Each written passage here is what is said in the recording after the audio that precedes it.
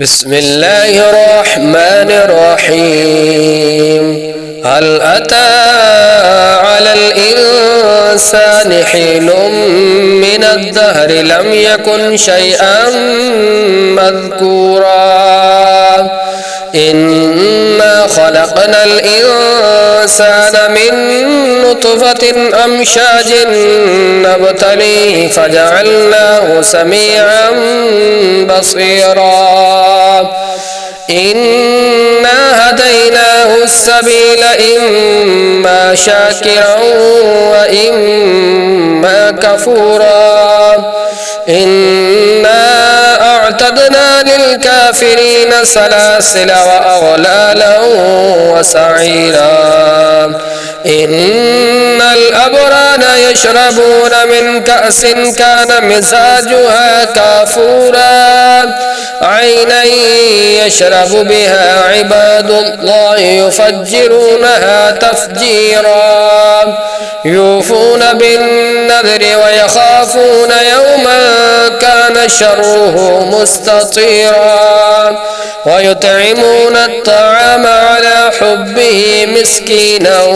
ويتيما وأسيرا إنما نطعمكم لوجه الله لا نريد منكم جزاء ولا شكورا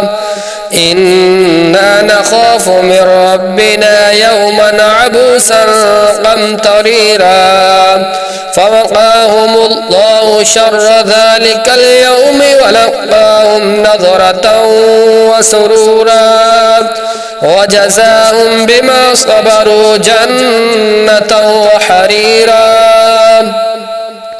متكئين فيها على الأرائك لا يرون فيها شمسا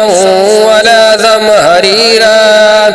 ودانية عليهم ظلالها وذللت قطوفها تذليلا ويطاف عليهم بآنية من فضة وأكواب كانت قوارير من فضة قدروها تقديرا ويسقون فيها كأسا كان مزاجها زنجبيلا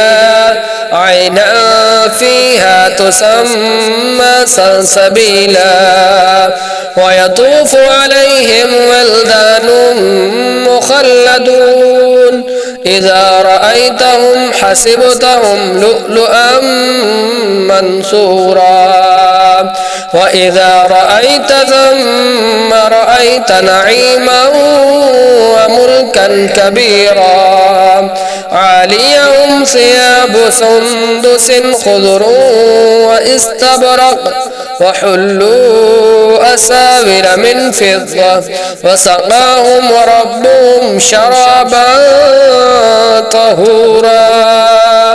إن هذا كان لكم جزاء وكان سعيكم مشكورا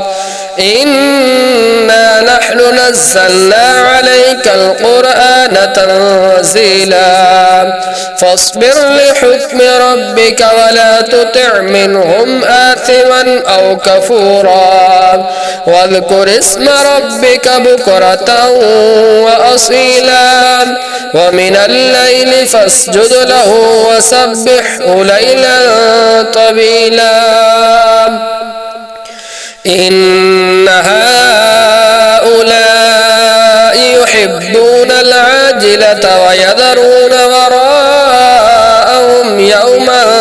ثقيلا نحن خلقناهم وشددنا أسرهم وإذا شئنا بدلنا أمثالهم تبديلا إن هذه تذكرة فمن شاء اتخذ إلى ربه سبيلا وما تشاءون إلا أن يشاء الله إن الله كان عليما حكيما يدخل من يشاء الله في رحمته والظالمين أعد لهم عذابا أليما.